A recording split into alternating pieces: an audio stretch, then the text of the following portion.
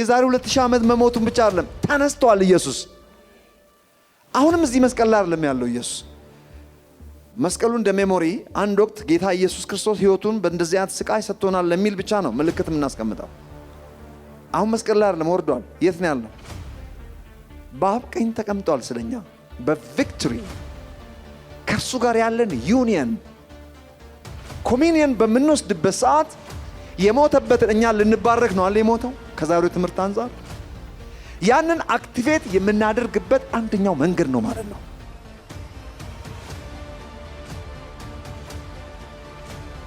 ቴንክ ዩ። ትወዱታላችሁ ወይ? ምክንያቱም አስቀድሞ ስለወደደን አሁን መውደድ እንችላለን። አስቀድሞ የተወደደ መውደድ ይችላል። ራይት? መጽሐፍ ቅዱስ እንግዲህ እግዚአብሔር ለሚወዳቸው ብቻ አይደለም የሚለው ለሚወዱትም ስለሚል እሱ እንደሚወደን ግልጽ ነው፣ ጥያቄ የለንም። ነገር ግን እኛ መልሰን እንወደዋለን። አስቀድመን ስለተወደድን መውደድ ደግሞ እናውቃለን፣ እንችልበታለን። አሜን።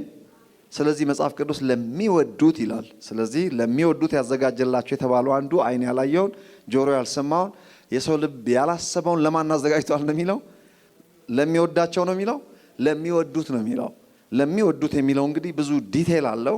ዲቴሉን እናንተ እግዚአብሔር መውደድ ማለት ምን ማለት እንደሆነ እናንተ ተርጉሙት። ስለዚህ ለሚወዱት ከተዘጋጀላቸው ሰዎች እንግዲህ እንዴት አድርጎ ነው ያስቀመጠው? አንደኛ ቆሮንቶስ ምዕራፍ 1 ላይ ነው የምታገኙት። ዓይን ያላየውን ጆሮ ያልሰማውን የሰው ልብ ያላሰበውን እግዚአብሔር ለሚወዱት አዘጋጅቶላቸዋል። እግዚአብሔር የተመሰገነ ይሁን። ስለዚህ እግዚአብሔር እንደሚወደን ብቻ ሳይሆን የምናውቀው እኛም እንወደዋለን። አስቀድሞ የተወደደ መልሶ መውደድ ይችላል። እግዚአብሔር የተባረከ ይሁን።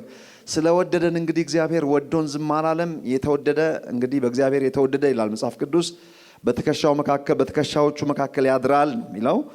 አምላካችን እግዚአብሔር ይወደናል። መውደዱን ደግሞ ዝም ብሎ ሳይሆን የገለጠልን በብሉይ ኪዳን ዘመን ታስታውሳላችሁ። ሚልኪያስ ላይ እወዳችኋለሁ ይላል። ወድጃችኋለሁ ነው እንጂ እወዳችኋለሁ ሳይሆን ወድጃችኋለሁ ይላል የሰራዊት ጌታ እግዚአብሔር ተብሎ ተጽፏል። ይሄ እንግዲህ ትንቢታዊም በሉት በአጠቃላይ የነበረውን ነገር ነው የተናገረው። እግዚአብሔር ሰውን የጠላበት ዘመን የለም። እኛ እንኳን በተንሸራተትንበት ዘመን አልጠላንም። ወድጃችኋለሁ ይላል የሰራዊት ጌታ እግዚአብሔር ለሚለው ጥያቄ እነሱ ደግሞ ትንቢታዊ ጥያቄን ጠየቁት። ምንድን ነው ያሉት? ጎበዞች ናቸው። ሸዋስ በምን ወደድከን አሉት። ኤሳውን ጠላው ያዕቆብን ወደድኩ የሚል ሜንሽን አደረገ። እዛ ጋር ትንሽ ዲቴል አለው ያ ቦታ።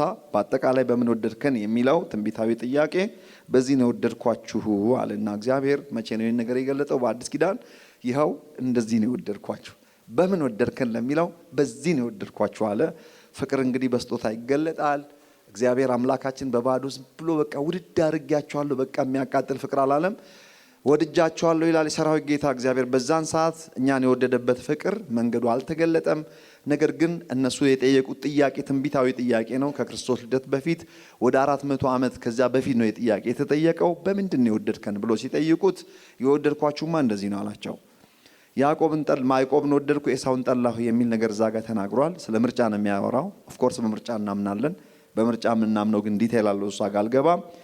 እንዲህ ነው የወደድኳችሁ ለሚለው ነገር ኢየሱስ ክርስቶስን በመስጠት በተግባር የተገለጠ ፍቅር እግዚአብሔር በእንደዚህ አይነት ሁኔታ ወዶናል። ይኸው የወደድኳችሁ በዚህ ልክ ነው አለ።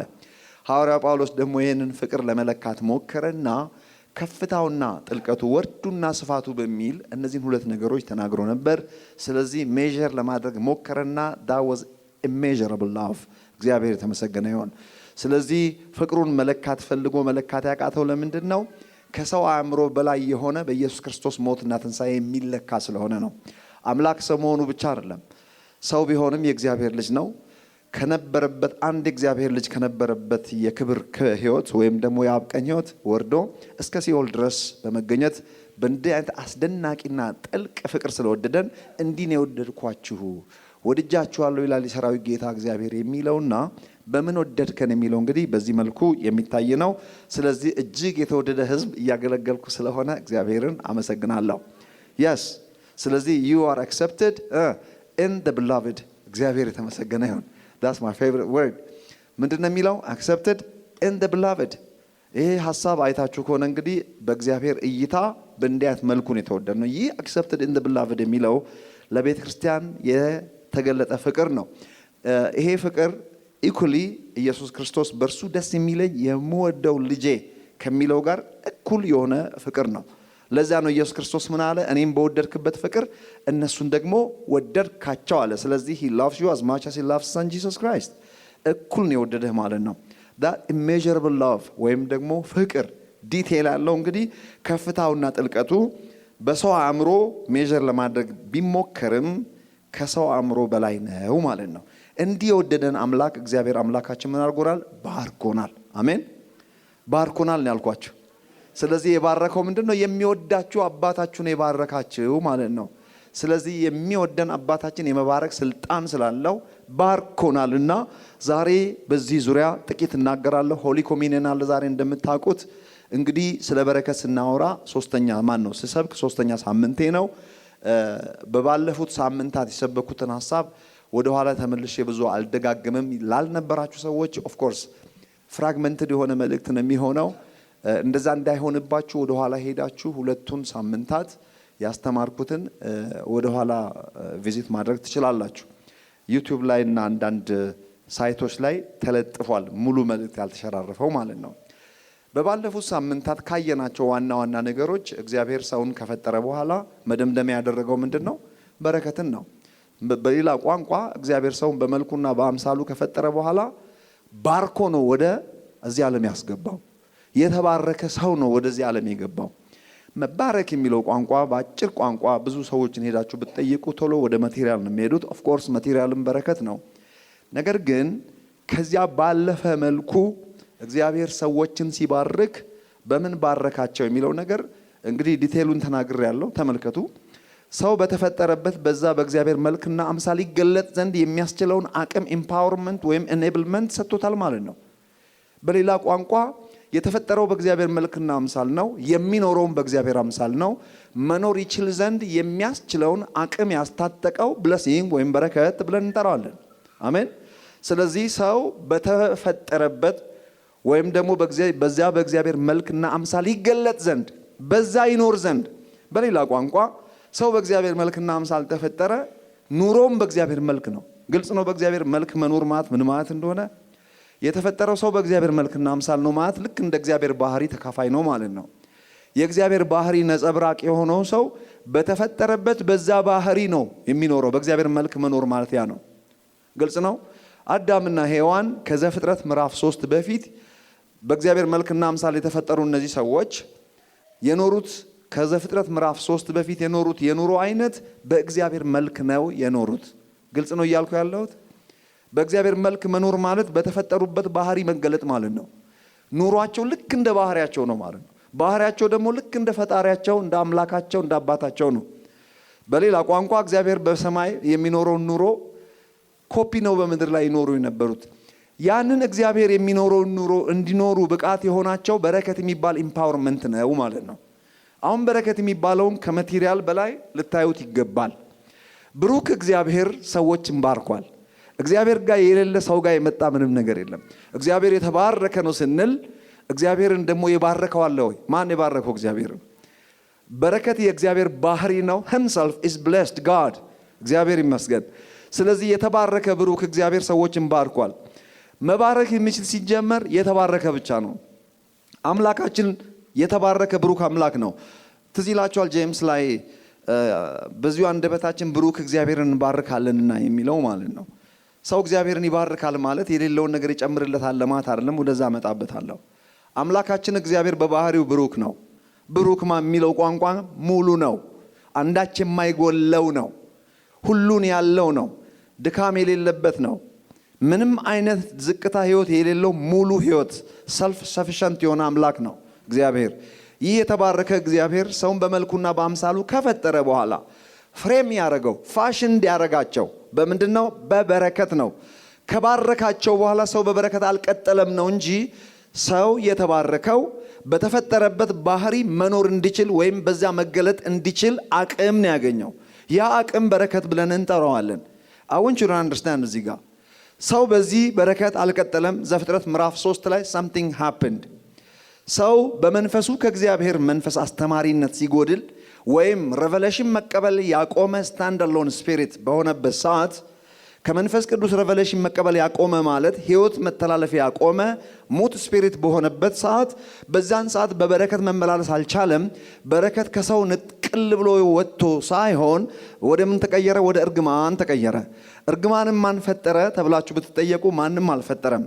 በሌላ ቋንቋ ይህ በረከት የሚባለው አቅማችን ለመልካም የተሰጠን ከኒውክሌር የሚበልጥ አቅም በውስጣችን ሊሚትድ ያልሆነ አቅም በእግዚአብሔር መልክ እንድንገለጥ የሚያስችለን አንድ መንፈሳዊ አቅማችን ስልጣናችንና ኃይላችንን ከመንፈስ ቅዱስ ሬቨሌሽን ስለማንቀበል ከሬቨሌሽን ወደ ኢንፎርሜሽን ሌቭል ስለወረድን ከመንፈሳዊነት ወደ ስጋዊነት ስለወረድን ከሰማያዊነት ወደ ፍጥረታዊ መሬታዊነት ስለወረድን ስለ አስተሳሰብ ነው የሚያወራው።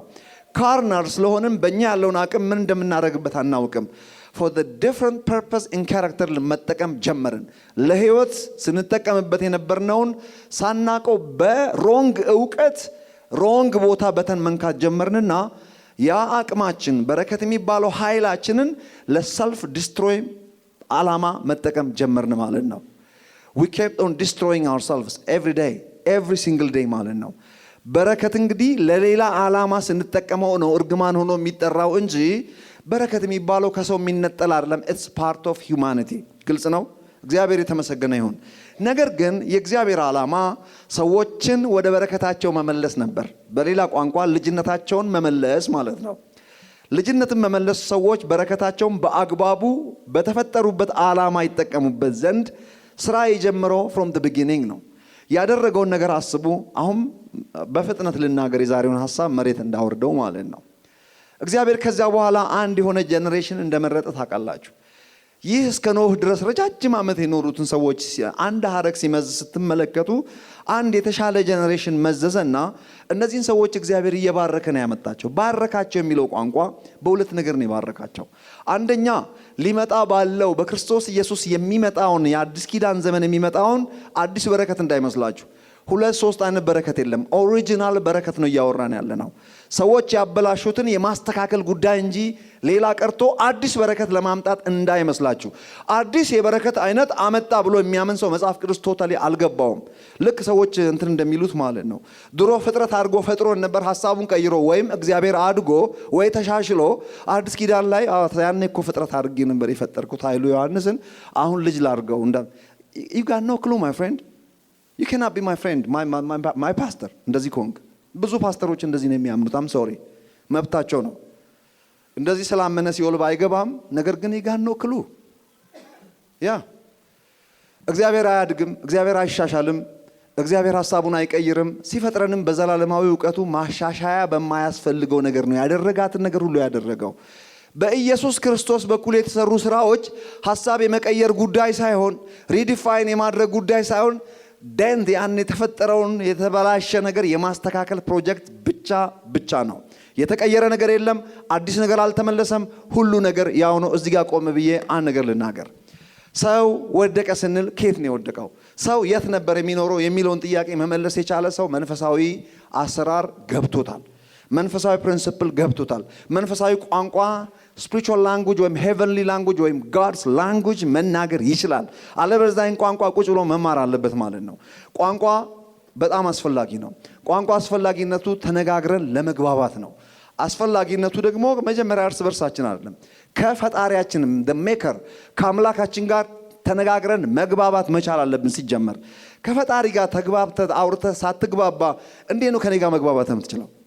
እርስ በርሳችን እንዴት ነው የምንግባባው? ስለዚህ ከእግዚአብሔር ጋር ለመግባባት በጥቂቱ አትሊስት ቋንቋ መማር ያስፈልጋል ማለት ነው። እንግሊሽ ቁጭ ብለን እንደምትማር ማለት ነው። ዋን እንደምትማር ማለት ነው። ስለዚህ አንዳንድ መንፈሳዊ ቋንቋዎችን ለማም በአጭር ቋንቋ አዳምና ሔዋን ከውድቀታቸው በፊት ሀገራቸው የት ነበር የሚለውን ጥያቄ ስጠይቅ ምላሽ ማግኘት አለብኝ። አዳም ወደቀ ስንል ከፎቅ ላይ ነው የወደቀው፣ ከመሰላል ላይ ነው የወደቀው፣ ከተራራ ላይ ነው የወደቀው፣ ከጨረቃ ላይ ነው የወደቀው። ከየት ነው የወደቀው? ወዴት ነው የወደቀው? ርቀቱስ ምን ያህል ነው? መልስ ፈልጋለሁ። ኦኬ ኦልራይት። የት ነበር የሚኖረው? አንዱን ጠይቄዋለሁ። እንዴ ገነት ውስጥ ነበር፣ መሬት አትክልት ውስጥ ነበር የሚኖረው ብሎኛል። ይሄንን ሐሳብ ወደ እናንተ ላምጣና መጽሐፍ ቅዱስ ከሙታን ሲነሳ አብሮ አስነሳን ይላል። በቀኙ ሲያስቀምጠው አብሮ አስቀመጠን ይላል። ሀገራችን በሰማይ ነው ተብሎ ተጽፏል። በሰማያዊ ስፍራ በአብ ቀኝ እንደተቀመጠ ይናገራል። what are you talking about? you're still here። አዲስ አበባ ከተማ ቦሌ ክፍለ ከተማ ነው ያለው። እንዴት ላስታርቀው? you got to speak that language። እየተነገረ እግዚአብሔር እያወራን ያለውን ቋንቋ መግባባት መቻል አለብን ማለት ነው። አዲስ አበባ እያለን ነው በአብ ቀኝ ተቀምጠሃል የተባል ነው። ኢየሱስ እንደ እግዚአብሔር ልጅ ከኒቆዲሞስ ጋር በኢየሩሳሌም ስትሪቶች ላይ ወክ እያረገ ሳለ ነው ከሰማይ ከወረደው በስተቀር ወደ ሰማይ የወጣ ማንም የለም እርሱም በሰማይ የሚኖረው የሰው ልጅ ነው ብሎ ራሱ ነው የተናገረው። ግን እኮ ኢየሩሳሌም ከተማ ስትሪቶች ላይ ቆሞ እያወሩ ነው። መንፈሳዊ ቋንቋ ሊገባን ያስፈልጋል ማለት ነው። ስለዚህ አዳምና ሔዋን ከውድቀታቸው በፊት የት ነው ሀገራቸው?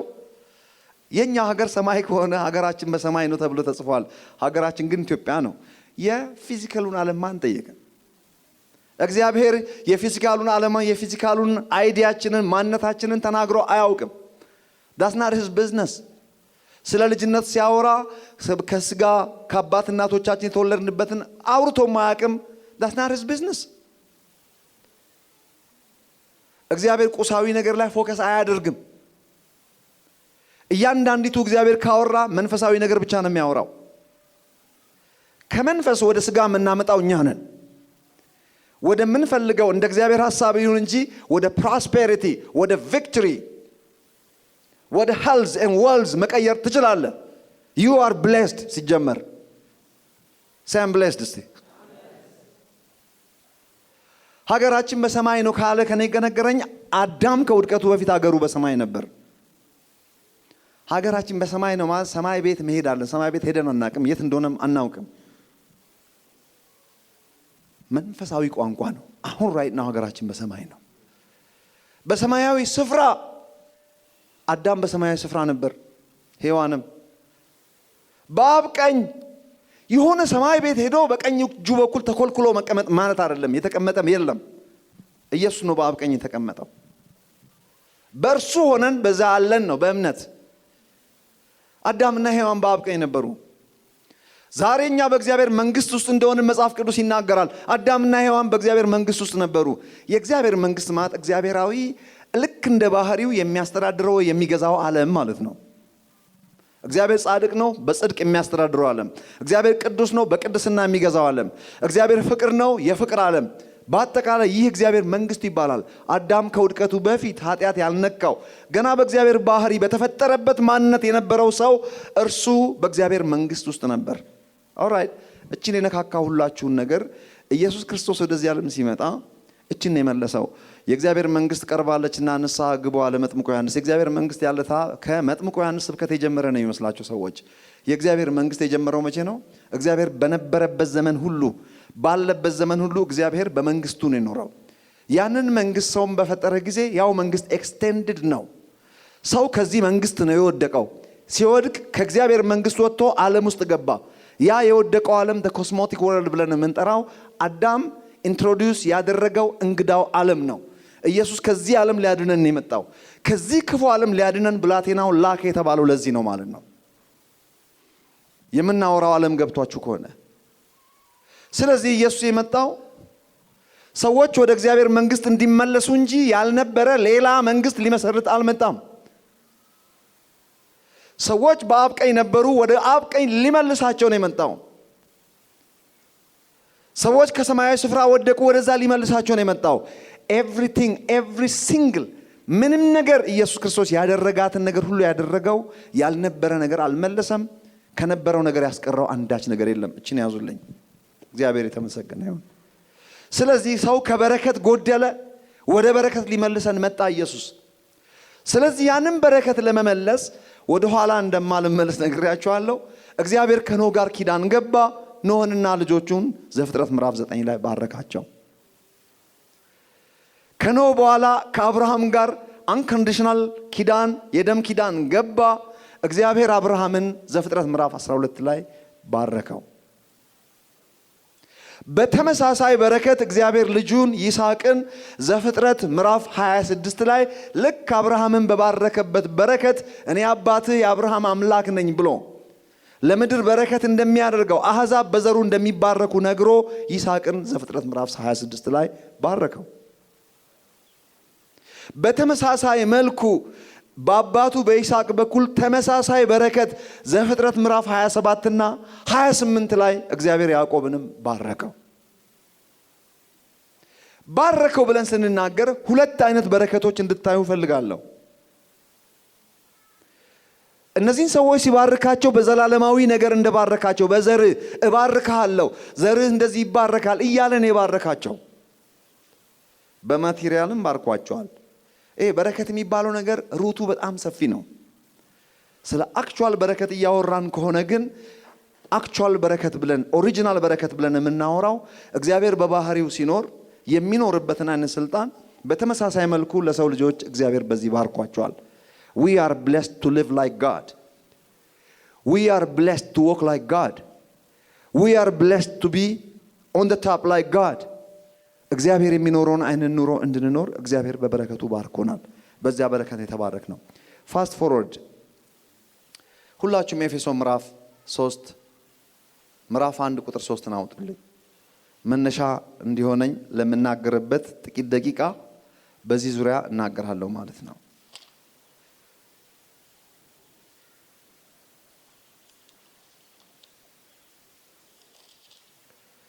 ኤፌሶን ምዕራፍ 1 ቁጥር 3 እንደዚህ ይላል።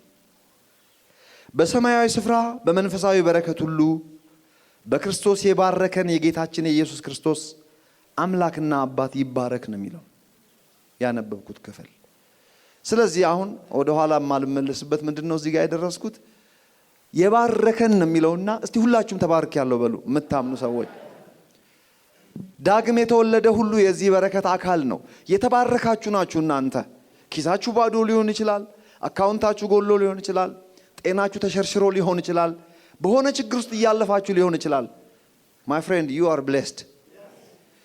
በሰማያዊ ስፍራ ነው ያለው። እኔ አዲስ አበባ እኮ ነው የምኖረው ጌታ ወርጅ ታውክ ነው ባል it's okay።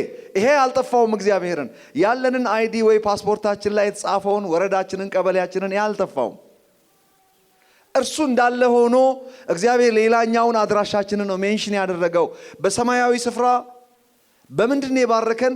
በመንፈሳዊ በረከት ሁሉ። ይህ መንፈሳዊ በረከት ተባለው ምንድነው? በመንፈሳዊ በረከት ባርኮናል። እግዚአብሔር ያልነበረ በክርስቶስ ኢየሱስ አልመለሰም ብያችሁ ነበረ። ይህ መንፈሳዊ በረከት ምንድነው? በሰማያዊ ስፍራ ሲየት ነው? እዚሁ ባለህበት ስፍራ ሰማያዊ ስፍራ ነው ለኛ።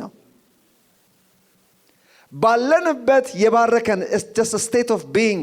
ባላችሁበት ማንነት በክርስቶስ ኢየሱስ በማመን አዲስ ፍጥረት በሆናችሁበት መንፈሳዊ ዓለም በዚህ ዓለም እግዚአብሔር እኔና እናንተን የባረከበት መንፈሳዊ በረከት እያለ እየተናገረ ነው።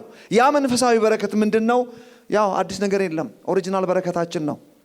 በአየር በየብስ በባህር ያሉትን ሁሉ ይግዙ ሲል ስልጣን ይኑራቸው፣ በዚህም ባረካቸው ነው የሚለው። you are blessed። በመግዛት አቅም ባረካቸው። you rule over, you control, you dominate. let them have dominion። ስልጣን ይኑራቸው አለ። ያንን ስልጣን በረከት ብለን እንጠራዋለን። ስለዚህ በዛ ስልጣን you are authorized to rule over። you are authorized to rise above። እግዚአብሔር የተመሰገነ ይሁን። are you blessed? ስለዚህ የተባረከ ሰው የሚያደርጋቸውን ጥቂት ነገር ልናገርና የዛሬ ኮንክሉዥን ነው የሚሆነን። የበረከትን ምንነት ብዙ ተናግሬያለሁ። እግዚአብሔር የተመሰገነ ይሁን። እንደው ወደ ብሉይ ኪዳን ቢኬድ ብዙ ነገር ማለት ይቻላል።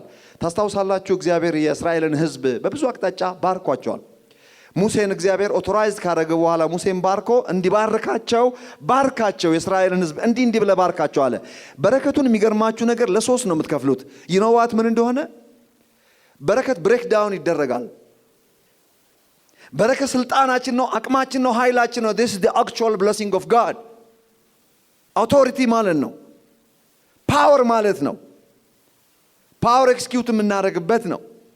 ሙሴን ሲባርኩ የሙሴን በረከት ዲቴል ስመለከቱ ሶስት ነገር ነው ያለው። አንደኛው ፕሮስፔሪቲ፣ በቃ በምድር ላይ ትባረካለህ። ቡሃቃ ይባረካል። ቡሃቃ ታውቃላችሁ? ታች ወርዶ ነው የሚያወራው። ዱቄትና ይሄ የሚጋገር የተዘጋጀ ሊጥ ምናምን ያለበት ማለት ነው። የተባረከ ከዛ በውጭ አዝመራ ትዘራለህ፣ ጥቂት ትዘራለህ፣ ብዙ ታጭዳለህ። because you are blessed። ዱቄት አያልቅም፣ ዘይቱም አይጨረስም because you are blessed። ለዚህ አንድ ኮንፈርሜሽን ልስጣችሁ። አንደኛ ነገሥት ምዕራፍ 17 ስለ ኤልያስ ታሪክ ታውቃላችሁ አይደለም? ኮራት ፈፋ እዛ እግዚአብሔር ኤልያስን ባረከው። በቃ ባረከው። በምን በማቴሪያል ነው እያወራ ያለው። this person was blessed። ሲጀመር authorized person በዓለም ላይ የምናውቀው በዩኒቨርስ እግዚአብሔር ነው። ስለዚህ የመባረክ ስልጣን ያለው እግዚአብሔር ይህን ሰው ባረከውና ሰው የማይኖርበት ሊኖር የማይችልበት በረከት ሊያገኝ በማይችልበት ስፍራ አስቀመጠው። አሞራ ምን እንደሚያዛት አይታወቅም። የሚበላ ነገር ጥሩ ስጋ ታመጣለታለች። ውሃ እንደ ከብት ነው ወይ የሚጠጣው? ከወንዝ አትበሉ whatever። በዛን ዘመን ሁሉም ሰው ከወንዝ ነው የሚጠጣው። አሁንም ክፍለ ሀገር ከወንዝ ይጠጣል። as a matter of fact ንጹህ ውሃ የሚጠጡት እነሱ ናቸው ከምንጭ። ውሃ ከዛ ይጠጣል። የሚበላ አሞራ ያመጣል። because he's blessed provision። የተባረከ ሰው አይራብም። በቃ እቺኛዋ ፕሮቪዥን ስታበቃ ስታልቅ ማለቅ አለባት። ሁሌ በአንድ ቦሪንግ ላይፍ ስታይል መኖር የለብህም። አንድ ቼንጅ ነው ሁሉ ጊዜ። አሁን አሜሪካ ለዚህ ነው ትንሽ እያስጠላኝ የመጣው ወደዚህ ሙቭ ለማድረግ ማለት ነው። ቼንጅ የማይፈልግ ማን ነው? ቼንጅ because we always grow። እድገት ካለ ሁሉ ጊዜ there is a change። እግዚአብሔር የሚለውጥ አምላክ ነው። ስለዚህ የሚገርማችሁ ነገር አንዲት ሰራፕታይቱ ሴት ሰራፕታ በሚባል አካባቢ አንዲት መበለት አዘጋጅቻለሁ አለ እግዚአብሔር። እቺን ሴት ባረከና ለበረከት አደረጋት። እሱን ደግሞ ለቤቱ በረከት አደረገውና ሂድ ከዛ ብላ ጠጣ እስከ መጨረሻው ድረስ እስከማዝ ነገር እስኪቀየር ሌላ የተሻለ ህይወት። የእግዚአብሔር ነገር is always grows. There is always increase and advancement። የእግዚአብሔር በረከት ያለበት ሁሉ ጊዜ ወደ ኋላ ሄዱና እዩ። በረከት ሜንሽን በተደረገበት ብዙ ተባዙ የሚል ነገር አብሮት አለ። something is growing 100-fold። የተባረከ ሰው በድርቅ ዘመን ይዘራል 100 እጥፍ አጨደ ይላል። አይታወቅም because he's blessed። ሰራፕታይቱ ቤት የሄዶ ሴትዮዋን ሰውየው ሊወድቅ ነው ከበላ ቆይቷል። እባክሽን ጋግረሽ ስጭኛ እኔና ልጄ በልተን ልንሞት ነው። አላወቀችም። ለካ the blessing was working for her። የሆነ ነገር ኦፕሬት እያደረገ ነው። something is moving inside her, inside out። እቺን ሴት don't worry ስጭኝ ለኔ ብሏል መጀመሪያ አላት። ያው ይሄ ነገር ብዙ መገለጥ ይሰበክበታል። መጀመሪያ እኔ ልብላ ከዛ በኋላ ባርክሻለሁ። ይሄ ፕሪንሲፕል ነው። መጀመሪያ ብርህን ለኔ ስጠኝ እንደሚሉት ማለት ነው። ክፍሉ ምንም መገለጥ አያስፈልገውም። ለበረከት ኦሬዲ ሰውየውን ለዚህ ቤት በረከት እንደሚንበሸበሹ ስለሚያውቅ ዶንት ወሪ አሁን ይርቦኛል ፕሊዝ። ዘይቱ ከሆነ አይጨርስም ዱቄቱም አያልቅም። ዶንት ወሪ የቤቱ በረከቶኝ ተልክ ያለውና ልብላ ነው እንጂ ያለው እኔ ካልበላው አትባረኪም አላለም። ጋግራ ሰጠችው እንጂ ምንም ሬቨሌሽን እንዳታወጡለት ከዚህ ውጪ። ሴትዮዋ የእምነት ሴት ነች። እግዚአብሔር ማጋ እንደሚልክ ያውቃል። ዳስ ፌዝ በነገራችን ላይ በቃ እግዚአብሔር ይመስገን። አንዳንድ ሰው አግሬሲቭ ፌዝ ነው ያለው። በረከትም አክቲቬት የሚደረገው በእምነት ስለሆነ ነው። በእምነት ያላትን ሰጠች። ልክ ያላትን ኢየሱስ ክርስቶስ 2 ሳንቲም ሰጠች ካለው ጋር ተመሳሳይ ነው። በልታ ልትሞት ያውም ከልጇ ጋር ህፃን ልጅ የያዘ ሰው እናንተ ባትበሉስ ኦኬ። ድርቅ ነው ዘመኑ። ይህን ድርቅ ደግሞ ያመጣው የሰውዬ ራሱ ነው። ሰማይ ቆልፎ የመጣው ኤኒ ታይም እንደ ፓስወርድ ደግሞ መክፈት ይችላል። ለካሱ ራሱ ቆላፊ ነው። ቤቷ የመጣው መክፈትም ይችላል። Elijah was a man just like us ተብሎ ተጽፏል። ሰጠችው እምነት። ከዚያ በኋላ ዘይቱም አያልቅም ዱቄቱም አይጨርስም። I don't know how but it works። What was the reason? She was blessed። በቃ ቤቱ ተባርኳል። እግዚአብሔር ይመስገን። ብለሲንግ ግለሰቦች ቤት በተለያየ አቅጣጫ የእግዚአብሔር ታቦት በየዋህነት ተቀብሎ ቤቱ ያስቀመጠ አቢዳራ የሚባል ሰውዬ ታስታውሳላችሁ? በየዋህነት እግዚአብሔርን ስለሚወድ የእግዚአብሔርን ነገር ቤቱ ይዞ ገባ። ስለ እግዚአብሔር ታቦት እግዚአብሔር ውጪውንም ውስጡንም ባረከለት ይላል። ብሌስድ ጌታ ይመስገን። ኤልያስ የሚባለው ሰው ወደዚህ ሴት ገብቶ ታሪኩን ታውቃላችሁ። ይበላሉ ይጠጣሉ አያልቅም። ዋን ሞር ልጨምርላችሁ እዚህ ጋር ኤልያስ የኤልሳ ተማሪ ነው። በተመሳሳይ መልኩ ሁለተኛ ነገሥት ምዕራፍ 4 ላይ ታገኙታላችሁ። ከቁጥር 1 ጀምራችሁ አንብቡት። አንዲት ሴት ነበረች። ባሏ የእግዚአብሔር ሰው ነው፣ ግን ድንገት ሞተ ዕዳ ይዞ። ዶንት ወሪ፣ የተባረከ ሰው ነው የሞተው። ግን ችግሩ ዕዳ ጥሎ መሞት አልነበረበትም ለቤተሰቡ። ነገር ግን አንድ ነገር ዲፖዚት አድርጎ ነው የሞተው። ፍርሃ እግዚአብሔር። እግዚአብሔርን የሚፈራ ከመልካም ነገር ግን አይጎልም። በቃ እግዚአብሔርን ፈርቶ ቤተሰቡ በዕዳ ለባሪያነት አይሸጥም። አንድ የተባረከ ሰው ጋር መጣችና መፍትሄ ጠየቀችው። because that person was blessed, blessing in a different way። የተባረከው ሰው ተባርኳልና መባረክ ስለሚችል እችን ሴትዮ ባረካት፣ ወርድ ሰጣት፣ blessing ቃል፣ ትንቢታዊ ቃል ተናገራት። ሂጂና ያገኘሽው ማሰሮ ምን ሰብስበሽ አምጪ፣ እንዳታሳንሻቸው አለች። ሄዳ ሰብስባ መጣች። ዘይቱ ልጆቿን አስጠጉ ትላቸዋለች፣ አያልቅም። መጨረሻ ላይ አስጠጉ ሌላ ስትላቸው አልቋል አሉ። ዘይቱ ቆመ። ሂጂና ሽጠሽ ዕዳ ክፈይ፣ የተቀረውን ብይ አላት። ዋይ ምንድነው እየተከናወነ ያለው እዛ ቤት ውስጥ? ብለሲንግ ወርኪንግ። እግዚአብሔር የተመሰገነ ይሁን። በረከት በዚያ ቤተሰብ ውስጥ እየሰራ ነው። ስለዚህ ወደ ሙሴ ልመልሳችሁ። በእነዚህ ሰዎች በቡሃቃ ትባረካለህ፣ በዘር ትባረካለህ፣ በከብት ርቢ በበጎችም ትባረካለህ። ጥቂት ታርሳለህ፣ ብዙ ታጭዳለህ። ቆይ ከዚህ ምንድን ነው የምታዩት? በረከት ሲሰራ ያያችሁት በምንድን ነው? ፕሮስፔሪቲ። የሚያመው መብቱ ነው። wealth and health gospel ሲባል ሰምታችኋል? yes, it's a wealth and health gospel። እና የበሽታና የድንቁርና ወንጌል ነው የምትጠብቁት? የድህነት ወንጌል። አንዳንድ ሰዎች ደግሞ ይመጡ ነው እግዚአብሔር እኮ ድሃ እንድንሆን አይፈልግም። ይሄም ሮንግ ነው። ምን ያተባባል ነው ይሄ? እና አንተን በሆነ አቅጣጫ የሆነ አምታቶ ሳንቲም እንድታገኝ ነው እንዴ እያወራን ያለነው? በረከት በዚህ ልክ ነው እንዴ? ከዚህ ያለፈ ነገር እያወራን እኮ ነው። በሙሴ አማካኝነት ዘዳግም ምዕራፍ 28 ላይ የዛ የኪዳን ከሙሴ ጋር ከእስራኤላውያን ጋር የገባው የዘዳግም 28ቱ የበረከት ብሬክዳውን ስትመለከቱ በጥላ መልክ ቢሆንም እንኳን በአዲስ ኪዳንም በተመሳሳይ መልኩ ይሰራል። ዋናው ነገር ውስጥ ስላለን እነዚህ በማቴሪያል ልክ ያሉ ነገሮች የማይሰሩ እንዳይመስላችሁ። ወደ ማቴሪያሉ እየወረድኩ ነው ያለሁት። ለሙሴ ለእስራኤላውያን በኪዳን ከገባላቸው የኪዳኑ ብሬክዳውን የእስራኤል ኪዳን ነው የሚባለው። በዚህ ውስጥ በቡሃቃህ በዱቄት ማሰሮ በእንትን ዘይት የሚበላ እንጀራ ትጋግራለህ። መሶብ ውስጥ አያልቅም፣ አሻግትም። ሲጀመር በዱቄት ልክ ታች ወርዶ እኮ ነው በሚጋገር እንጀራ መጥቶ ሰዎች ከቤት ይበላሉ። ምን እንደሆነ አይታወቅም። እንጀራው ራሱ አያልቅም፣ ለብዙ ይሆናል። because you're blessed። ሰዎች ትጋብዛለህ፣ ሼር ታደርጋለህ፣ ስትል ድሃ አትሆንም። ይሞላል እንጂ አይጎልም። ስለዚህ የበረከቱ ብሬክዳውን ምንድነው? ፕሮስፔሪቲ ኤንድ ዌልዝ። አሜን በሉ። በጣም ስለተተቸኝ ነገር አንዳንድ ጊዜ ሳናቀው እኛም ከዛ ስንሸሽ ራሳችን እናገኛለን። ለምን ትሸሻለህ? እግዚአብሔር ሀብታምም ድሃም እንድንሆን ለዚህ አልጠራንም። አውቃለሁ።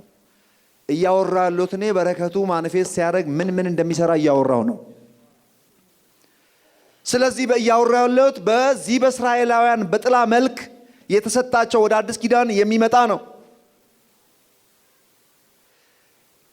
ራስ እንጂ ጅራት አትሆንም። ሌላ ፕሮቴክሽን፣ ቪክቶሪ against your adversary, over your enemy። አሸናፊነት። ጠላቶች በአንድ መንገድ ይወጡባል፣ በሰባት መንገድ ካንተ ይበተናሉ። ምክንያቱም የተባረክ ስለሆንክ። ፕሮቴክሽን and victory። እስራኤል ራስ እንጂ ጅራት አይደለም። አንድ ጊዜ በሆነ አጋጣሚ እስራኤላውያን ከመስመር ይወጡና ነገር አበላሹና ጠላቶቻቸው እዚህ ግቡ የማይባሉ በዙሪያ ያሉት ተነስተው ቀናቀናሉባቸውና እስራኤልን እንደ ባሪያ ያደረጓቸው። ጸሐፊው ምን አለ መሰላችሁ? ሁለት ነገር ልንገራችሁ። አንደኛው ኢያሱ ነው፣ ሌላው መዝሙረ ዳዊት። ኢያሱ ልንገራችሁ። እስራኤል ተሸነፈ አንድ ቀን። መሸነፍ የማይገባው መሸነፍ የማይችል ህዝብ፣ የተባረከ ህዝብ እንዴት ይሸነፋል? ሽንፈት የእርግማን አንዱ ምልክት ነው። ጃሽዋ ሰይድ እንግዲህ ምን ይባላል? ምን ልበላል? ይሄ ግራ የሚያጋባ ነገር። ምን ሆንክ ሲባል እስራኤል በጠላቶቹ ፊት ከተሸነፈ እንግዲህ ምን እላለሁ? አባባሉ ምንድነው ታውቃለህ? ሊሸነፍ የማይችል ህዝብ ከተሸነፈ ምንድን እንደዚህ ብርቅ ያደረገው ሰውየው ምን ነው እንደ ሰርፕራይዝድ ሆነ? ቢካዝ መሸነፍ የሌለበት ህዝብ ከተሸነፈ፣ የተባረከ ህዝብ ከተሸነፈ somehow የሆነ እርግማን የሆነ እርም ስላለ እንጂ ዝም ብሎ ሊሸነፍማ አይችልም ህዝብ። ስለዚህ በረከት አንዱ የሚሰራው በምንድነው? በብልጽግና። ብልጽግና ድብን ያለ ብልጽግና። እስቲ ብልጽግና በሉ። በአግባቡና በቦታው ካወራን እኮ መፍራት የለብንም። ናይጄሪያ ውስጥ አበላሹ ማለት ከናይጄሪያም ሾልኮ ያ የተበላሸው ኢትዮጵያም እንደ እባብ ተሽልክልኮ ገብቷል። ወደ ብርና ወርቅ ወደ ማቴሪያል ሰዎችን ወደ መዝረፍ ደረጃ ወርዷል ታች። እንደዛ ስለሆነ እውነተኛውን ነገር ሳንሰብክ ልንቀር ነው እንዴ? ሳምባሪ ስላበላሸ ሐሰተኛ ነቢያቶች ይሄን እዚህ ኤሪያ ላይ ወንጌል ስለ ወርቅ ስለ ብር ብቻ የሚያወራ ይመስል በዚህ ጉዳይ ላይ ስላጨማለቁት እኛም ፈርተን ቶሎ ብለን ከዚህ እውነተኛውን እንተው እንዴ? ዋይ መጽሐፍ ቅዱሳዊ የሆነውንማ እናወራዋለን። አዲስ ኪዳን ላይ በተመሳሳይ መልኩ ተጽፏል። እመጣበታለሁ። ሌላው ድል ነው ብያቸዋል። አሸናፊነት ቪክቶሪ። እስራኤል ከተሸነፈ ምን እላለሁ? መሸነፍ የሌለበት ህዝብ ግን ለምን ደሞ ማይሸነፈው ህዝብ ምንድነው ሚስጥሩ? let me tell you something። ዘሁልቁ ምዕራፍ 23 ጀምራ እኔ ሐሳቡን ልንገራቸው እናንተ 50 ሰዓት ይተጠቀም። በልዓም የሚባል ጠንቋይና ሟርተኛ ሰው ባላቅ የሚባለው የሞዓብ ንጉስ ማንም ሳይነካው እግዚአብሔር እኮ ሞዓብና አሞን ዘመዶቻችሁ ስለሆኑ እነሱ እንዳትነኳቸው ሌሎቹን ግን አጥፍታችሁ ተወርሳላችሁ ብሎ ነበር። አጅረው አያውቅም። ገና ለገና ተፈርቶ እባክና እናርገምልኝ ብሎ ለምኖታል። እሺ ብሎ ለመርገም ንጉስ ስለጠራው እንጀራ ለመብላት ዛሄዶ በቃ ልቡ የለም። አህያ እንኳን ፊቱ ቆማ ስታወራው ደንግጦ መበርገግ ሲገባው ከአህያ ጋር ኮስተር ብሎ ከመታወሩና ከእብደቱ ብዛት ከስግብግብነት ብዛት ከአህያ ጋር ሞቅ ያለ ንግግር ውስጥ ገብቷል። እናንተ አህያ አፋውጣ ብትናገራችሁ ፌንት አታረጉም እንዴ? በርግጋ አጠፋም እንዴ? ምን አይነት ነገር ነው ይሄ ነገር ብላችሁ አጅሬው እንዴ እንዳውም ገልሽ ነበረ። ይሄ ነው እንዴ የገረመሽ? ሞቅ ያለ ንግግር። ስለዚህ ከአህያ የሚሻል ሰው አይደለም ሰውየው። የገንዘብ ፍቅር ያሳበደው እብድ ነው። ክፉ ሰውዬ ነው። ለመርገም በጣም ቸኩሏል። የሆነውም ሆኖ ይሄ ሰውዬ ሄዶ ለመርገም ፈልጓል፣ ሞከረ። እግዚአብሔር ጣልቃ ይገባበታል። በዚህ እንደገና እባክህ ዋን ሞር ቻንስ ስጠኝ አለው። ሞከረ። አሁንም እግዚአብሔር አፉን አጣሞ ነግሬሃለሁ እንዳረግም። ዋይ እንደሺ ጊዜ ስጠኝ ነገ ልምጣ አለው። ይመጣና አሁንም መርቆ ይወርዳል። ሰውየው እርገምልኝ እኮ ነው ያልኩህ፣ አንተ ፈጽመህ እኮ መርቀን ይወርድ። you know what እግዚአብሔር ጣልቃ እንዳረግም ነግሬሃለሁ አለው። ለምን? የተባረከ ህዝብ ነው። ያውም በጥላ ነው። እንደኔና እንደናንተ ዋናው ጋር አይደለም። ሻዶ የተባረከ ህዝብ ስለሆነ be careful, don't put curse on my people, they're blessed። የተባረከ ሰው የተባረከ ህዝብ ብትረግመው መረገም አይችልም። ስለዚህ the Bible says እርግማን በያዕቆብ ላይ ሟርትም በእስራኤል ላይ አይሰራም። ምን ስለሆነ? because they are blessed። በቃ simply አሜን። ስለዚህ victory and protection አሜን። የመጀመሪያም እንዳልኩት አድበስብሼም አላልፍም። እስቲ ተናገሯት ብልጽግና። እስቲ ብልጽግና በሉ። እግዚአብሔር ምስክሬ ነው። እናንተ እንኳን የእምነት ቸርች ውስጥ አፋችሁ ሞልታችሁ እዚህ ኤሪያ ላይ ለመናገር ሰው ቅስቅዝ ያለ ነው። ለምን? አንድ ስሙ ጠፍቷል ኤሪያ። I'm going to be teaching more and more። እንደውም እስኪወጣላቸው አሁን እንደውም ካሁን በኋላ ጠብቁኝ። ፕሮስፔሪቲ ቋንቋው ራሱ ደስ ይላል። ብልጽግና yes አሜን። እንዴት ደስ ይላል። I'm blessed። እግዚአብሔር ይመስገን። የተባረከ ሰው እንግዲህ አዲስ ኪዳን ላይ ስንደርስ የተባረከ ሰው በብልጽግና ማኒፌስት ያደርጋል። በጤንነት ደግሞ ማኒፌስት ያደርጋል። ስለዚህ ለሙሴ ምን አለ? በፕሮቴክሽን ብቻ አይደለም። ጠላቶች በአንድ መንገድ ይወጡባል፣ በሰባት መንገድ ካንተ ይበተናሉ። በቃ ራስ እንጂ ጅራት አትሆንም የሚለው ተመልከቱ። የሚገርማችሁ ነገር ሌላ ስትባረክ ምን እንደምትሆን ታውቃለህ? you be famous። አሜን። ስምህን አለው። አብርሃም መጣና እግዚአብሔር ከባረከው በኋላ የበረከቱን ብሬክዳውን ነው ያወራለው። I'm going to make you famous። famous I said famous። famous በአማርኛ ምንድነው? ታዋቂ የሚለው ይመጥነዋል? ገናና ስምን ገናና አድርገዋለሁ ነው ያለው። ገናና ስትሆን ስም ሲነሳ ሰው ሌላ ነገር እንኳን እያወሩ ከሆነ ኖ ቆይ ምንድን ያልከው ይለዋል። ስለዛ ሰው ሜንሽን ስታደርግ why that name is special name, something is connected with that name። ስለ ኔም ያስተማርኩትን ሰምታችኋል። that's the name, powerful name. I'm going to make your name great። እግዚአብሔር ይመስገን። በቃ are you blessed? You are famous. Are you blessed? እግዚአብሔር የተመሰገነ ይሁን። ሰዎች ስም ሲና ደንገት ይላል። what የማን ስም ነው የጠራው? በቃ እንደ ቀላል አይታይም ማለት ነው። ልክ ኃይሉ ዮሐንስ ሲባል ሰዎች ደንገት እንደሚሉት ማለት ነው። ያ I'm famous የፈለጋችሁ በሉ። what make me famous ምንድን ነው? በኢትዮጵያውያኖች ዘንድ ያልኩት እኔ የሚሰድበኝም የሚወደኝም በቃ በዛም በዚህም ያቀኛል። ስሜ የተገለጠ ነው። ከዚህ ስም ጋር የተያዘ የሆነ ነገር አለ። ክራይስት ላይክነስ ይባላል። በቃ ምንም ስለሆንኩ አይደለም። በስጋ አላልኩም። እኔ በመንፈሳዊ ዓለም ላይ ፌመስ ነኝ። my name is great.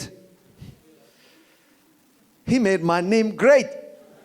so are you my friend? አንተም እንደዛው አንቺም እንደዛው ነሽ።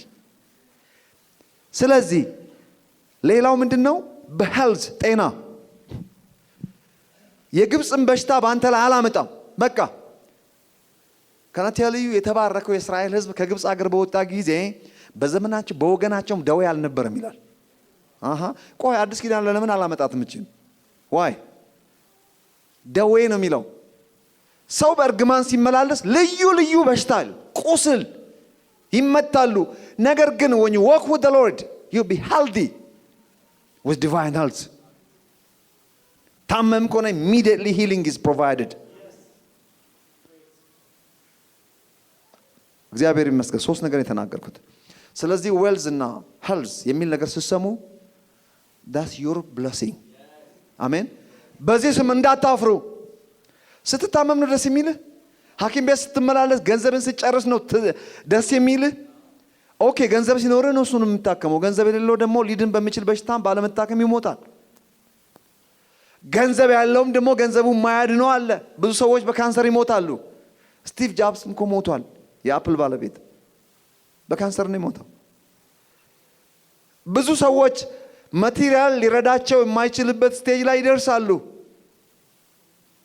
But my friend, you're blessed. You are protected from the top of your head to the soles of your feet because you're blessed. አሁን እንደው ላይክ ብዙ ነገር ባወራ ደስ ባለኝ። እስቲ መዝሙረ ዳዊት ምዕራፍ 144 አውጡልኝ። አሜን። እንደው ስንቱን እንናገር። ይሄ ስለ ብለሲንግ ማውራት ከተጀመረ ስለማያልቅ አያልቅም ብያችሁ ነበር። አልሰማላችሁም? ከቁጥር 7 ጀምሬ ላንብበው።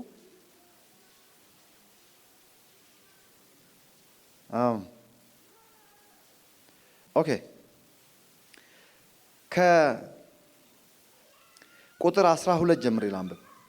ወንዶች ልጆቻቸውን በወጣትነታቸው የተሟላ እድገት እንዳገኘ ተክል listen ወንዶች ልጆቻቸው በወጣትነታቸው የተሟላ እድገት እንዳገኘ ተክል yes sir ሴቶች ልጆቻቸውንም ቤተ መንግስት ለማስጌጥ እንደተቀረጹ የማዕዘን አምዶች ይሁኑ። I don't like this version ግን it's okay። ጎተራዎቻችንም በተለያየ የአሮጌ ትርጉም የሚያነብልኝ ሰው አለ ያለው ሰው አለ? ጎበዝ የማይሆን ትርጉም እየሰጣችሁን እኮ ነው።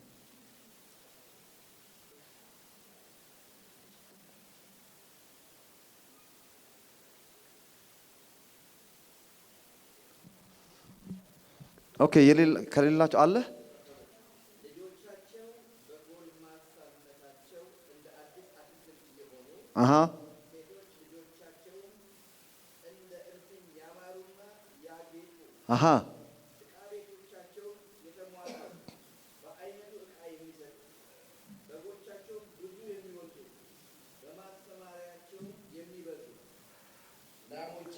እንደገና አንብብ ከ12 ጀምረ።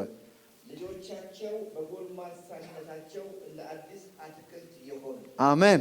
ሴቶች ልጆቻቸውም እንደ እልፍኝ ያማሩና ያጌጡ የሰ ዕቃ ቤቶቻቸውም የተሞሉ በአይነቱ ዕቃ የሚሰጡ በየአይነቱ ዕቃ የሚሰጡ በጎቻቸውም ብዙ የሚወልዱ በማሰማሪያቸውም የሚበዙ ላሞቻቸውም የሚሰቡ ቅጥራቸውም መፍረሻና መውጫ የሌለው በአደባባዮቻቸው ዋይታ የሌለው እንደዚህ የሚሆን ሕዝብ የተመሰገነ ነው። አሜን። በቃ የተመሰገነ ነው የሚለው የተባረከ ነው የሚለው የተለያየ ትርጉም ስታነቡ ብሌስድ እንዲህ የሚሆን ሰው ከሜዳ አይደለም ነው የሚለው። ሚስጥሩ ምንድነው አለ? የተባረከ ሕዝብ ነው። ዳስ ዩ አሜን በል። በቃ ውሰዱት ይሄንን። ክብር ለእግዚአብሔር ይሁን። ምሳሌ ምዕራፍ 3 እስቲ ባጭሩ የሚያወጣልኝ ሰው ካለ ምሳሌ ምዕራፍ 3 ላንብብላችሁ። ልጄ ሆይ ሕጌን አትርሳ፣ ልብም ትእዛዛቱን ይጠብቅ። ብዙ ዘመናትና ረጅም ዕድሜ ሰላምን ይጨምሩልሃልና። ሎንግ ላይፍ ማይ ፍሬንድ። እግዚአብሔር ይመስገን። ምሕረትና እውነት ካንተ አይራቁ፣ በአንገትህ ምሰራቸው፣ በልብህም ጽላት ጻፋቸው። በእግዚአብሔርና በሰው ፊት ሞገስና መልካም ዝናን ታገኛለህ። በእግዚአብሔርና በማን ፊት ምንና ምን ታገኛለህ? ሞገስና ምን? ዝና። ዝናው ምንድን ነው? ፌም። ሃሌሉያ። ፌምን ወደ ናውን ቀይሩት። ዩ አር ፌመስ። እግዚአብሔር ተመሰገነ ይሁን። ስለዚህ እዚህ ጋር መልካም ሞገስና ዝናን ታገኛለህ። የተባረከ ሰው የሚያገኘው ነገር ነው እያወራ ያለሁት። የተባረከ ሰው ስትሆን በእግዚአብሔርና በሰው ፊት ምንና ምን ታገኛለህ? ሞገስና መልካም ዝናን ታገኛለህ። ሞገስ የምትለው ቋንቋ በሰው ፊት እስቲ በእግዚአብሔር ፊት ሞገስ ያገኘ ሰው ቀላል ነው። በፊቴ ሞገስ አግኝተሃልና ይላል እግዚአብሔር። በፊቱ ሞገስ ካገኘ አለቀ። በቂ ደግሞ አይደለም። በሰው ፊት የእግዚአብሔር ሞገስ በሰው ፊት ሞገስ እንድታገኝ ያደርጋል። በሰው ፊት ሞገስ ስታገኝ ትናገራለህ፣ ንግግር የጣፈጠ ይሆናል። ታስተምራለህ፣ ትምህርትን አሜን ይላሉ ሰዎች። በሰው ፊት ትቆማለህ። በቃ አለባበስ ጥሩ ባይሆንም you are lovable። እግዚአብሔር ይመስገን። ይሄ ብቻ አይደለም፣ መልካም ዝናን ታገኛለህ። እቺ መልካም ዝና ከአብርሃም ጋር ናት። I'm gonna make you famous። ስምህን ግሬት አደርገዋለሁ አለ። ዝና ታገኛለህ አለ። እና ዝና እንዴት ነው? ዝና የሚፈልግ ሰው አለ እዚህ ውስጥ? እግዚአብሔር ያላትን ዝና በጣም ነው የምፈልገው እኔ። እና ታዲያ ዝነኛ መሆን፣ እግዚአብሔር ያለውን ዝነኛ መሆን ማን ይጠላል? ማንም ሰው ማይወድህ፣ ማንም ሰው ማያከብርህ መሆን ነው የምትፈልገው? ምንም ሁኚ ምንም፣ you are famous። ዝና፣ መልካም ዝና፣ ስም፣ ሞገስ። ስብከቴ እኮ መሬት ወርዶ እያወራው ነው። የተንጠለጠለውን እኮ እያወረድኩ ነው። ሰሞኑን ተባርካችኋል፣ accepted in the beloved ስላችሁ ነበር አይደለም? መሬት ሳወርደው ወዳጄ አንተ you are famous። ምን አለፋ ፌመስ የሆንከው በሰማይና በምድር ነው። ሰይጣንም ደህና አድርጎ ያውቃል። እሱንም አውቀዋለሁ። አንተ ማን የሚላቸው ሌሎች አሉ። ስለዚህ you are famous my friend። ክብር ለኢየሱስ ይሁን። እንደው ብዙ ነገር ማለት ይቻላል። እዚህ ጋር እስቲ ቀጣይ ነገር ላንብብ። በፍጹም ልብህ እንደዚህ ይላል፣ በፍጹም ልብህ በእግዚአብሔር ታመን፣ በራስህ ማስተዋል አትደገፍ። ኦኬ፣ በብለሲንግ መንገድ ሂድ ማለት ነው። በመንገድህ ሁሉ እርሱን እውቅና ስጠው ማለት ነው። ኦኬ፣ እርሱም ጎዳናን ያቀናላል። ጎዳና ሲቀና ምን እንደምትሆነው ታልማለህ፣ ፕላን ይሳካል። ጎዳና ሲቀና ጌታ ይባረክ። እቅድ ታወጣለህ፣ እቅድህ ፍጻሜ ያገኛል። ቢልዲንግ ትጀምራለህ፣ ትጨርሰዋለህ። መሀል ላይ ቆመ ሰዎች አይስቁብህም፣ ኢየሱስ ክርስቶስ እንዳለው ማለት ነው። ጎዳናን ያቀናላል፣ መንገድን ያቀናልሃል የሚለው ቋንቋ፣ መንገድ ማቅናት የሚለው ቋንቋ ምን ማለት ነው? በመንገድ ሁሉ እርሱን እወቅ ማለት እንትን አድርግ፣ ሬኮግናይዝ አድርግ፣ ወይም ደግሞ ምንድነው እሱ እውቅና ስጥ። ያንን ባደረክ ጊዜ እርሱ ጎዳናን ያቀናል። እኔ በተግባር አይቼዋለሁ ይሄን በህይወቴ። put God first, he will make your path straight። ስለዚህ እግዚአብሔርን አስቀድም፣ ጎዳናን ያቀናልሃል፣ ፕላን ይሳካልሃል። ነገር ትጀምራለህ፣ ትጨርሳለህ። ንግግር ያማረ ይሆናል። ፕላን ታወጣለህ፣ ፕላን ይሳካል። ቢዝነስ ትጀምራለህ፣ you'll be rich። ትምህርት ትጀምራለህ፣ you'll be successfully educated person ትሆናለህ። የሆነ ነገር ትጀምራለህ፣ በዛ አቅጣጫ ተስፋፍተህ እጅግ ምድሪቱን ትወርሳለህ። ጅማሬ ትንሽ ቢሆንም ፍጻሜ እጅግ ይበዛል። የሆነ ነገር ላይ ቦልድሊ ወጥተህ ስራ ጀምረሃል፣ ገና ያ ስራ ተስፋፍቶ በጣም ሀብታም ትሆናለህ። ይህንን ነው እያለ ያለው። በሲምፕል አሜን በሉ እስቲ። ግን አንድ ነገር ወቅ እዚህ ጋር በራስህ ማስተዋል አትደገፍ ይላል። lean not on your own understanding but trust in the Lord with all your heart። ስሙ እዚህ ጋር በራስህ ማስተዋል ጠቢብ አትሁን፣ እግዚአብሔርን ፍራ። fear the Lord and shun evil ወይም depart from evil። ከዛስ ምን እንደሚለው ከክፋትም ራቅ። ይህም አሁንም ብለሲንግ እየሰራ ነው። ለስጋ ጤንነት ለአጥንትም ጠገን ነው። ይሄው health and wealth። በቃ አትሽሹ። ይሄን ቋንቋ በአግባቡ ማስተማር ነው እንጂ መሸሽ አይደለም መፍትሄው። ለምን ትሸሻለህ? you are blessed። የተባረክነ እጅህን የሆነ ነገር ላይ ታኖራለህ፣ ከዛ ይሳካልሃል። ተባርከ ሌዚውን አትቀመጥም። are you blessed? do something with the blessing of God, you'll be successful። እጅህን የሆነ ነገር ላይ ታኖራለህ። ባለህበት በደረስክበት የመረዳት ልክ አካባቢ መውረስ ትጀምራለህ። ትላንትና ፓስተር የሆነ ነገር ነገረኝ። የሆነ ሰው ዝም ብሎ ከሜዳ የሆነ ነገር አስጀመርኩት አለኝ። ያ ልጅ አሁን ሌላ ቦታ ደርሰ ግራጁዋሊ ነው ግን ያደገው። የተባረከ ሰው ልዩ ምልክቱ በአንድ ጊዜ ፈንድሻ እድገት ወይም ደግሞ የማይክሮዌቭ አይነት ነገር ወይም እንደ መሽሩም በአንድ ኦቨርናይት አድጌ አድርኩ ዛሬ ቢል ውሸት ነው። the blessing increases, advances። ይሄ የእግዚአብሔር መንግስት ፕሪንሲፕል ታውቃላችሁ። ያቺ ጠጠር አድጋ ትልቅ ተራራ ሆነች። ኦቨርናይት አድጋ አላደረችም። still growing። እኛም የዛ አካል ነን።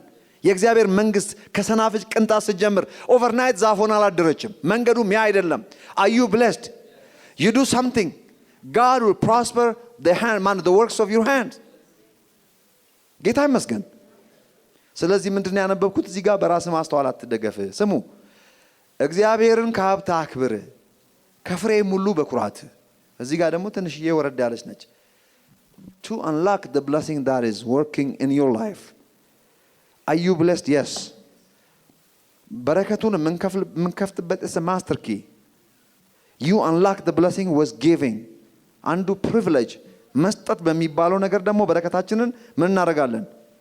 ይከፈታል። አንደኛ እቺን ጃምፕ ማድረግ አልችልም።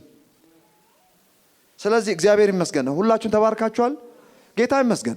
የተባረከ ሰው ይባርካል። ብሩክ እግዚአብሔር እንደባረከ የተባረከ ሕዝብ ደግሞ ይባርካል።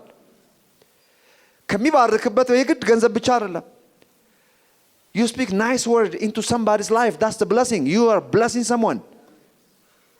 የሚጠግን ቃል that's the blessing። ሰው ትረዳለህ blessing። ገንዘብህን ከገንዘብህም ደግሞ ከሀብት እግዚአብሔርን አክብር። እግዚአብሔር ብር ስለሌለው ነው ወይ? ለምን ፈለገው? ምን ያደርግለታል? እንዲህ አለ፣ ጎተራን እህል ሞልቶ እንዲህ ይላል። ሶሪ እግዚአብሔርን ከሀብት አክብር፣ ከፍሬም ሁሉ በኩራት። ጎተራም እህል ይሞላል፣ መጥመቂያም የወይን ጠጅ ይሞልታ ትትረፈረፋለች። are you blessed? ጌታ ይመስገን። ስለዚህ እንዴት ነው ይሄ በረከት ደግሞ መክፈቻው ማስተር ኪ አንዱ ከሀብት እግዚአብሔርን አክብር ከጎተራህም ስጥ ነው። እዚህ ጋር ደግሞ የሚለው በመስጠት ትከፍታለህ። ማስተር ኪ ነች። ከዛ በኋላ ምንድነው የሚሆነው? ጎተራ ሞልቶ ይትረፈረፋል። ይሄም ዓላማው ለኔ ስትሰጥ መልሼ ልሰጥህ ነው እያለ ያለው። ስለዚህ አሁን እውነት ለመናገር ቤተክርስቲያናችሁ እዚህ ጋር ኦፊስ ምናምን አለ፣ አልተሰራም፣ አፉን ከፍቶ ቁጭ ብሏል። ዋይ ገንዘብ ስለሚፈልግ ማለት ነው። ይሄን ደግሞ እግዚአብሔር ፐርፐዝ የሚገርማችሁ መንገዱ ይሄ ነው። ስለዚህ እኛ መባረክ ካሰብን በአቅማችን ማለት ነው ሁላችንም መባረክ አለብን፣ አንላክ ማድረግ አለብን በረከታችንን ማለት ነው። እንደ እርዳታ ማሰብ ያለብን ሳይሆን በመስጠት እንዲሰጠን ማለት ነው።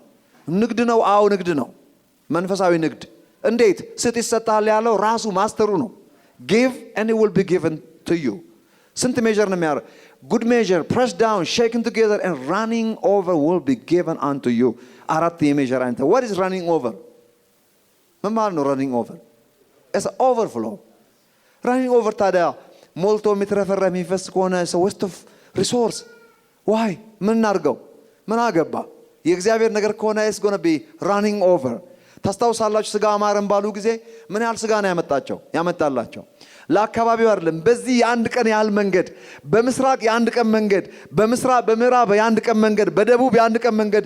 አንድ ቀን አንድ ሰው ተነስቶ ስንት ኪሎ ሜትር ይሄዳል? ሰዎቹ እስራኤል እዚች ቦታ ነው የሰፈሩት። ያ ሁሉ ሪሶርስ የሚባክነው ጌታ ምን ነካ? ምን አገባ? እግዚአብሔር ድሃ አይደለም። ስጋው ሞላ ይላል። በዚህ የአንድ ቀን መንገድ፣ በዚህ አንድ ቀን አንድ ሰው ምን ያህል ነው የሚሄደው? ሰዎቹ እኮ እዚህ በ1 ኪሎ ሜትር ሬዲየስ ውስጥ ምናምን የሰፈሩት በመስቀል አይነት አሰፋፈር ነው የሰፈሩት። መገናኛ እንኳን መሀላቸው እዚቹ አካባቢ ነው ያሉት። አያርሱም፣ አያጭዱም፣ ይወርድላቸዋል፣ ይበላሉ፣ ይመለሳሉ። የአንድ ቀን መንገድ ያህል በዚህም አቤት the generosity of our God or wealthy God ነው። wealthy የሚለው ለሱ አይመጥንም ማለት ነው። እግዚአብሔር ይመስገን። don't worry about the resource። ለካ በዚህ መንፈስ ነው ያ በሬውንም አህያውንም ግመሉንም ሁሉንም በጎቹንም ጨርሳቸው ያለው። እኔ ራሴ ምን ብዬ ነበር? ጌታዊ በጉና እንትኑ እኮ ምን ጥሩ ነው፣ አትሊስት ምን አገባ? ከእግዚአብሔር ይልቅ እግዚአብሔር በሺህ በሬዎች ሊባርክ ይችላል። አዩ ብሌስድ በቃ። ስለዚህ እኛም እውነት በኋላ ላይ አብዲን ፓስተርን አግኟቸውና በዛሬ በተባርነው በረከት ላይ ዘራችሁን ዝሩ። እንደዛ ስታረግ አለ ጎተራ ሞልቶ ይትረፈረፋል። ይሄን ቃል የሚያምን እንደዛ ማድረግ ይችላል። ሁላችን እናደርጋለን። ኢየሱስ ጌታ ነው። ጎበዝ የመጣልኝ ሐሳብ ነው። መንፈስ ቅዱስ ተናግሮ ከሆነስ ምን እናውቃለን? 12:51 ሆኗል። አም ሶ ሶሪ ያስ ዛሬ ሆሊ ኮሚኒየን የምንወስድበት ቀን ነው። ግድ የለም ይሄ የሚያልቅ ትምህርት አይደለም ፓስተር። የሚቀጥለውን 4-5 ሳምንታት ሙሰድ ብትለኝ መጨረስ አልችልም። ስለዚህ ማረገው ምንድነው? ግድ የለም እዚህ ጋር አላቁም። ግን እናንተ አዩ ብሌስድ ጌታ ይባረክ። ዛሬ ሆሊ ኮሚኒየን ልንወስድ ነው። አሜን። ኮንግራቹሌሽንስ። እግዚአብሔር ይመስገን። ሃሌሉያ።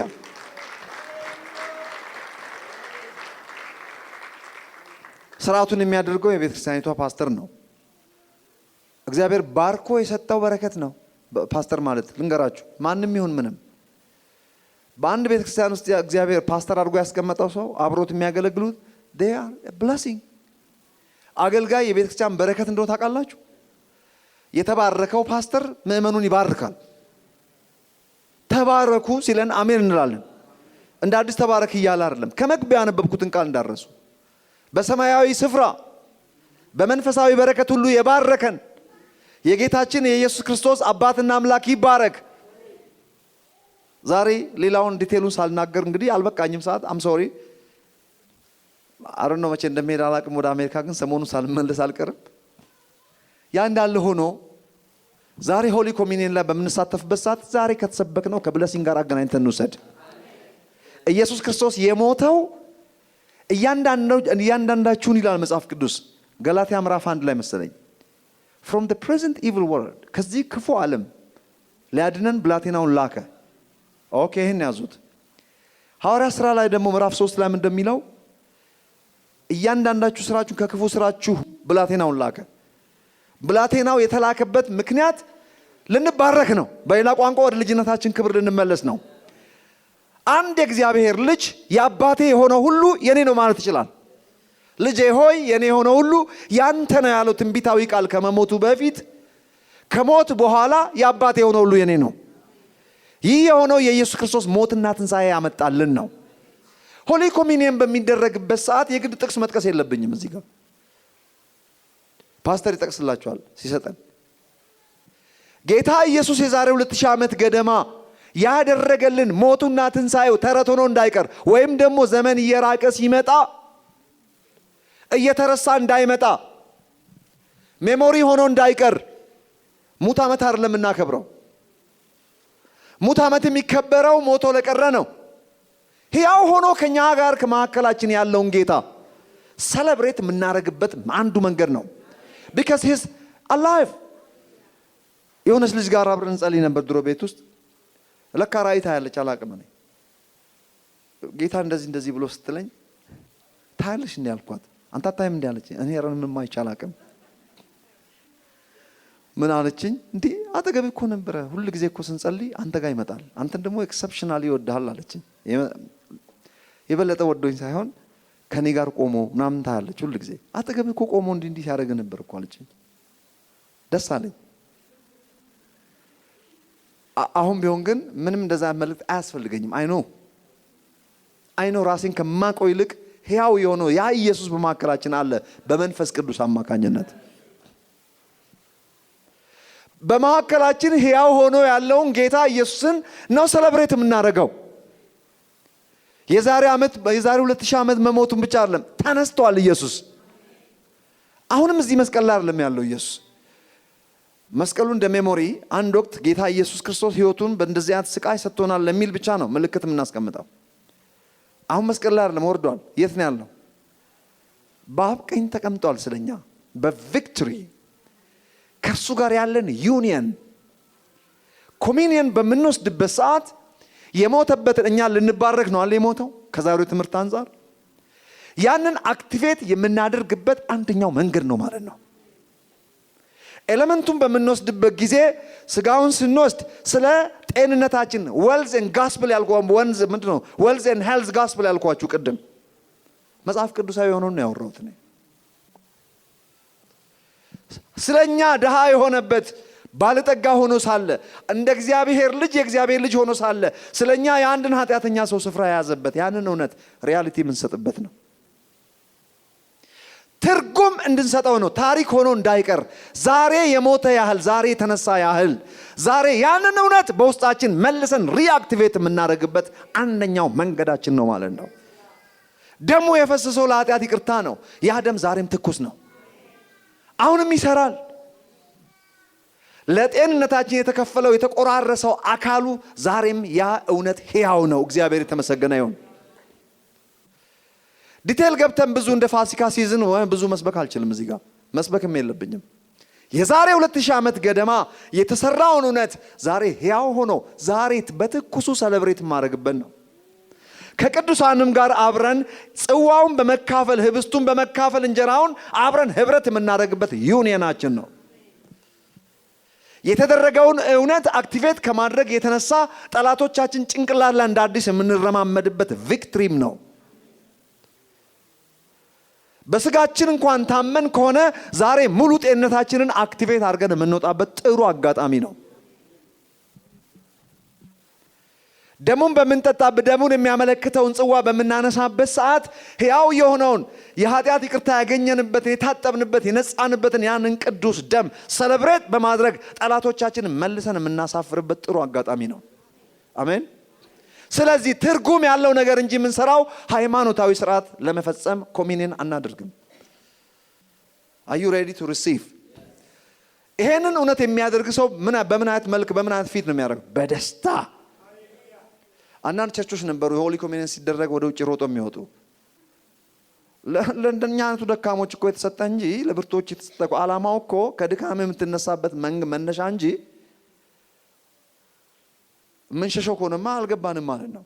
እንዳውም የደከማችሁ ሰዎች ለእናንተማ መፍትሄ ነው። በጣም ችግር ውስጥ ያላችሁ ሰዎች መነሻ ጥሩ ስቴፒንግ ስቶን ነው። እግዚአብሔር የተመሰገነ ይሁን። Are you ready to receive the blessing of God? በዚህ ውስጥ Are you ready?